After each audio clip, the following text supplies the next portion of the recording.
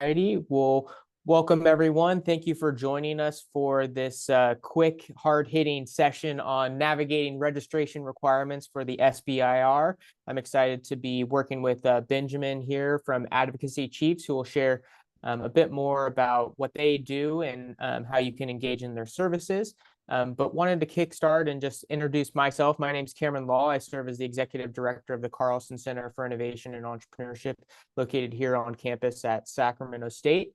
And we're on a mission to really build this region into being a premier hub for regional innovation and entrepreneurship. And we work with startup founders all across the region, from really the idea to pre-seed stage, and really with the intention to serve as a platform and hub for providing approachable and accessible entrepreneurial education, community, and support to enable startup founders of all backgrounds to start and scale their businesses.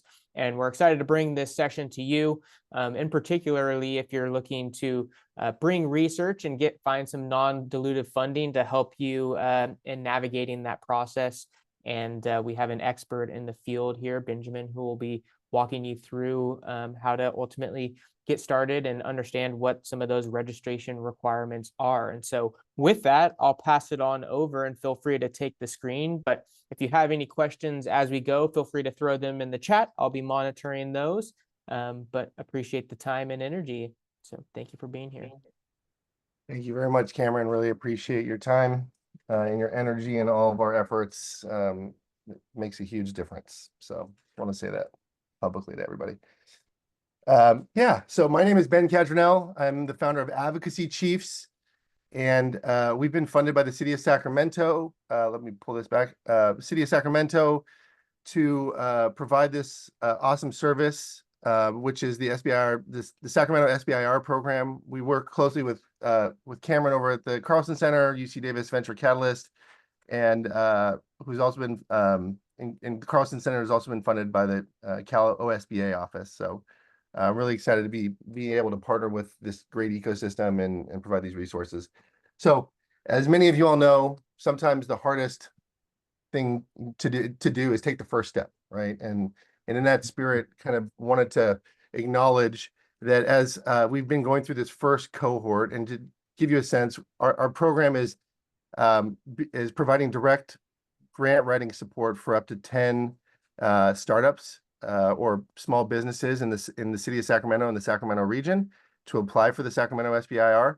We've already solidified our first two cohorts and are currently evaluating for our final cohort, which is going to be closer towards the end of the year. And so if you are interested, please reach out to me. I'll share my email information afterwards, and we can connect and I can tell you more about that, the project. So SBIR in general, I assume if you're on this call, you've heard of the Small Business Innovation Research Program. But if not, it's a federal funding mechanism for small businesses to do research and development, really innovative, let's call it moonshot, high risk, high reward research. The goal is to stimulate innovation and commercialization and provide non-dilutive, funding. So non-dilutive meaning it doesn't actually impact your cap table. You don't have to give up equity for those funds. And the government asks for essentially nothing in return other than to complete the project as you've described. Registration is a crucial part of this. As silly as it sounds, that registration is a critical part. So the eligibility criteria, just to give you a sense, the basic eligibility criteria for the SBIR program is you got to be for-profit. Nonprofits are not eligible. You have to be a corporation, a partnership, right? Some kind of business organization. You have to have fewer than 500 employees. So again, small business, 50% or more owned by U.S. Citizens or permanent residents. And if venture backed, no single venture capital can own more than 50%. Again, this is to benefit small business. And your place of business, primary place of business has to be in the United States and operate primarily within the country. So we're going to go into these essential registration requirements. And this is a quick hitting webinar, okay? So if you do have questions afterwards, you want to talk about some more things, you have questions specific to your project, please feel free to either ask them during the time we have allotted or just find some time with me on my calendar. I'm happy to share that freely with you all. So the primary registration mechanism is the System for Award Management. They call it SAM. Our first three, as I was saying initially, and then kind of got sidetracked, our first three cohort members have all kind of expressed the complexity of this process to me as we've gone through it. So I felt it necessary to spend some time to share some of those lessons that we've learned through that process. For anybody who's planning on applying for, if you were planning on applying for the September 6th or September 9th deadline that's coming up for the NIH, for example, and you haven't started the registration process, it would be too late, I would say, to start and actually submit. This process can take upwards of a month, in some cases six, and as long as 8 weeks. It goes through multiple verification stages, and think about, just getting verified with the federal government, what that might entail, right? And so it's not a perfect process, but it's as efficient as it can be given the requirements at hand. So the SAM the SAM system, again, can take up to 6 weeks. In our experience so far, it's taken up like 4 weeks approximately to get that registered. Some of the information that you're going to need, you no longer need a DUNS number. I know it says that on the slide. You actually no longer need a DUNS number. That's not been a requirement for a while. That slipped into the slide, and I apologize. But you don't need a DUNS number, but you need to get a unique identifier. Essentially, it's called a UEI. Employer identification number is required as part of this, right? So you're going to need an EIN. You're going to need bank account information. You're going to need a physical address as part of the SAM registration process. These are all things that we found have been obstacles for folks. If all you have is your home address, then that's what you would use as your physical address. They don't allow PO boxes. It really needs to be a physical address. And so that's an important consideration. Again, in order to get a bank account for your corporation, you actually need to be incorporated. So you actually have to have a basic incorporation filed. These are all things that are going to be required for the SAM registration. So I'll pause there for a second. I know there may be some questions, but if there's any specific questions about SAM and requirements for SAM, please either note them in the chat or raise your hand. I will say there's a number of what is the word I'm looking for? Where you have to basically agree that you've read a number of federal regulations as well. So it gets very complex in the type of federal regulations. A lot of questions around foreign entities and registration. So they want to know whether you're sourcing your materials from foreign governments or whether you're owned by foreign governments.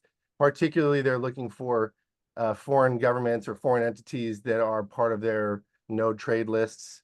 And so this is part of why this process takes a significant amount of time. And so after you actually submit this SAM award, it goes to an agency called the Defense Logistics Agency. And so the Defense Logistics Agency will actually provide you with what we're calling a CAGE code. And that's a requirement for, and I'll show you a chart here in just a second.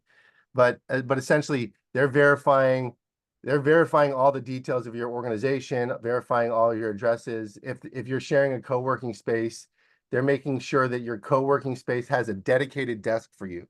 That's the minimum requirement for a physical space that's required by CAGE, is that you actually have a physical dedicated space, meaning a desk at a co-working space. So if you just have a revolving membership where you don't have a specific location, but you can just go in and out as you please and no specific desk space, that's not actually going to qualify for these purposes. So just to kind of clarify with you all, that is kind of the minimum requirement. Once you actually do that, you can go through this SBA company registration, and I'll share the link here. I'll share some links here with Cameron afterwards, and he'll share with you all, everybody who's registered and who's joined on here. So you guys can all have those that registration information. That's a much simpler registration process. That takes a few minutes, and that's just confirming some information. One thing I will say I forgot to mention about the SAM registration is your email address. They do not like Gmail or Yahoo or AOL email accounts. They would like to see an email account that's associated specifically with your domain name, your company's domain name. So think about whatever, they don't want they don't want the Gmails. They'll flag that. So it needs to be your company domain email account, ideally, that you're providing for them, that you register with. So, and then the grants.gov, this is like a two-step kind of, you actually need to do the SAM registration and you'll link your account ultimately, but you actually need to create a separate grants.gov account and then link the two. And you'll need to keep those passwords, and really you got to keep a safe place with all your passwords. If there's any tip or trick I can give you is like keep all your passwords in a secure location where you have access to them. Be religious about it because you'll need those readily. And when it comes crunch time, you don't want to be scrambling for those. And goes back to like the start early step. You got to really start early to make sure that you don't miss things. Because what will happen, again, this has been with personal experience where the registration site will go down last minute because there's so many people that are trying to do it. There's so many people that are trying to upload documents that you just don't want to wait till the last minute to do these things because the technology's subject to kind of bandwidth issues when thousands and thousands of people are trying to do it at the same exact time. So just to give you a sense, the DUNS at the top, again, is no longer needed. The UEI through the SAM.gov registration, they'll give you a UEI once you get your SAM.gov registration completed. So once that's done, you don't need a DUNS. That will be your unique identifier that you will use. All of them require SAM registration. All of them require SBA registration. And then there's a variety of different registrations that are required dependent on the agency that you're applying for. We've been doing multiple NIH applications, so this ERA Commons is required for NIH. Again, that can take a week or so to complete, so you don't want to wait. Again, it takes time for all these things, so you really want to start as early as possible.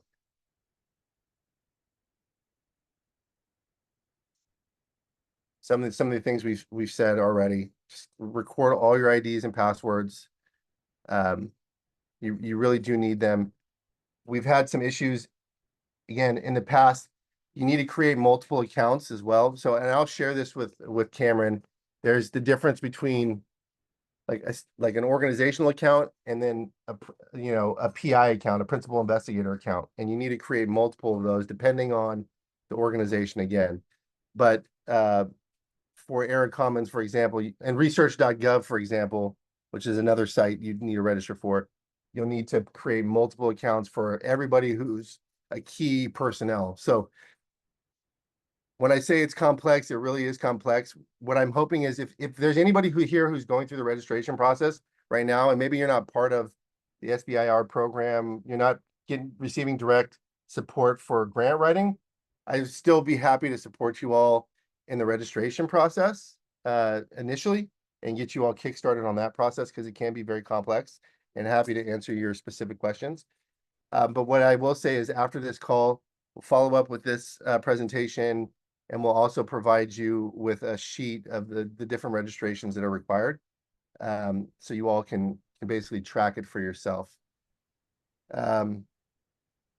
Seek help, that's me if you need it. There's some other folks on this call here who are also very resourceful, including Cameron and Raphael. If you don't get a hold of me and you get a hold of them, they'll probably route you to me for support. There's also tutorials on the SBIR website. Use those. Those are also really helpful. There's a number of courses that are the self-paced guides that you all can use. So I've linked them here in this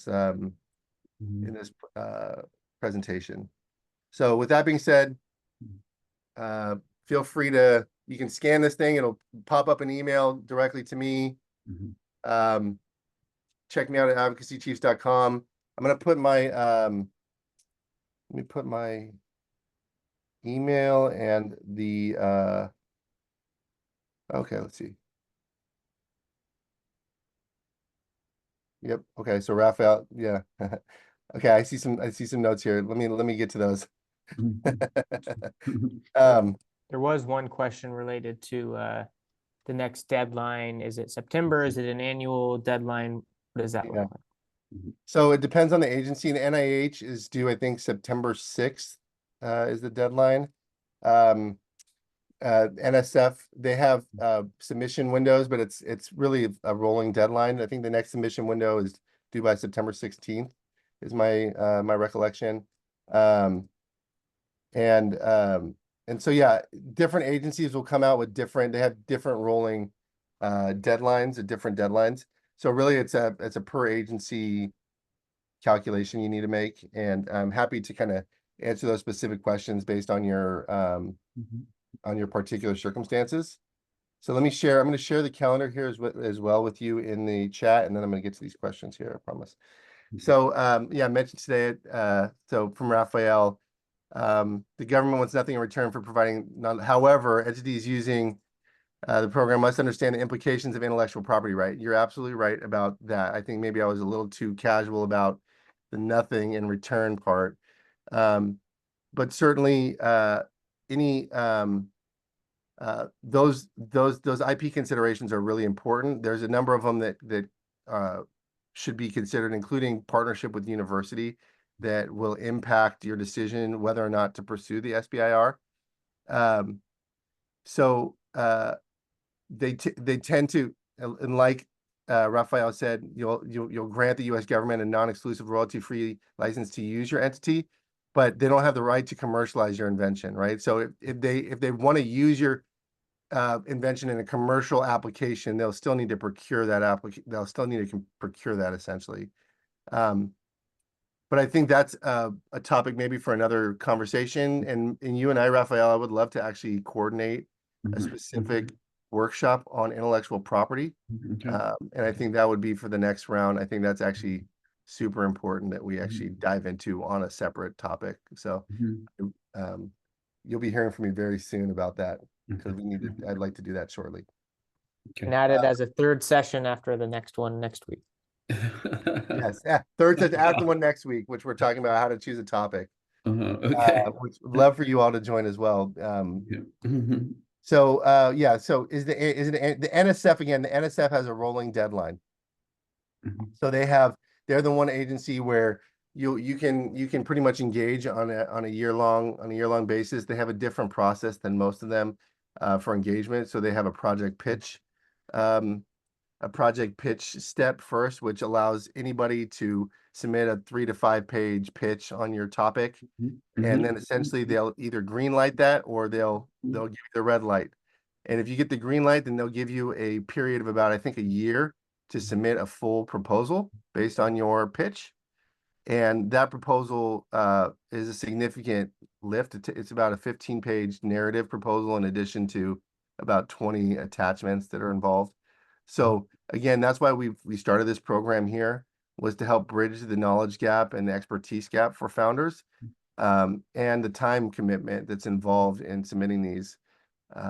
And so we're excited to be able to provide that service, and this is part of that service for folks. And so we're really hoping, whether or not you work through our firm or not, that you actively pursue the SBIR as an opportunity. I think it's really the premier small business funding opportunity at a federal level. There aren't really any other opportunities quite like it.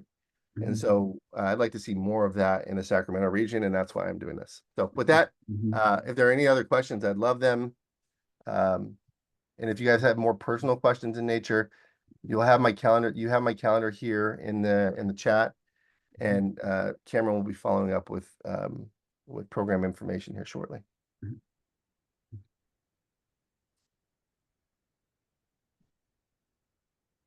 Do you have a? Don't be shy. I don't buy it. Quick question. It's not Yeah. on registration, so maybe this is separate. Okay. But currently writing the EPA SBIR Okay. that's soon due. Yeah. And so we had a question just on like budgeting for the project. Okay. Because I know they're quite strict on like the amount that they provide. Yes. So I was curious in terms of like if our project is going to be over that amount, would you usually recommend stating that it's over and then like confirming? Because I know a big part for theirs is like confirming that we know that they only allow that budget and saying, you know, here are the other sources of funding. Or would you usually recommend just stating like, here's the budget that we would use the specified funding for and just cutting our budget to that for their purview? So I'm going to encourage you to reach out to me offline, and I'll connect you with our lead on this, and they maybe can provide a little bit more detail. But my instinct says that you should probably adjust your budget to the available budget that they have. You know, I don't think you want to propose a budget that exceeds what they're offering as their phase 1 budget, and then just work backward from that budget. Okay, great, thanks. Yep. Is there any other questions? I would love any other questions, honestly. Unless they're hard questions. No hard questions. Okay. I have another one. Again, it's not on registration because we just finished that process. Yeah. Okay. But in terms of like support letters, do you have like thoughts on like how important they are in SBIRs? They are important. Yeah. So those are you know, for phase 1, again, phase 1 does not tend towards commercialization. It tends towards research and development. So you probably want letters of support. On the one hand, support, you know, like to indicate the value of your research in the field and why it's important. And then I think maybe 1 or 2 that state the commercial implications of your idea and how it might be impactful. And if you have some community letters that like how this technology would benefit the community, that might also be impactful, right? And so yeah, you think about your college letters of recommendation, right? And those are important. I think it's just the same. You want validation from esteemed professionals in a related field to validate, you know, to validate what you're working on. So I think it is important. Yeah, and if you need help with, you know, I know there's not a lot of time, but if you do need help tracking down some letters of reference or letters of support, my calendar's there. Book some time with me ASAP, and let's strategize. Okay. I see Chris entered the room too. Chris is gonna spend some time. I got Chris on calendar soon, so yeah, so if there are any other questions, I would love to, you know, you can find the time on my calendar, please, or email me separately, and I'll be happy to answer. So with that, I think we'll conclude this workshop unless there's any other. Going once, going twice. All right, no more questions. Okay, We got it was a round of applause, not a raised hand. We got you going there. But yeah, just I think, you know, one, thank you, Benjamin, for coming in and, you know, sharing you know, how to get started in the registration process and just some of the do's and don'ts. Just as a reminder, we will be following up with the recording as well as the slides, and then also how you can access his calendar going forward. Please do join us next week, same time, same setup. We'll be tackling how to develop the right topic for your proposal. So we'll be here for our quick hitting workshop session starting at noon. So please do hop in right at noon, since we are sticking to about 20 to 30 minutes for this. And it sounds like we'll have a team brainstorm on how we can look at IP in relation to these types of funding streams as well. So with that, have a great rest of your Monday. We look forward to seeing you next week, and please don't ever hesitate to reach out if we can be of support. So thank you all, and we'll see you next week. Thanks, everybody. Thank you. Talk to you soon, guys. Bye.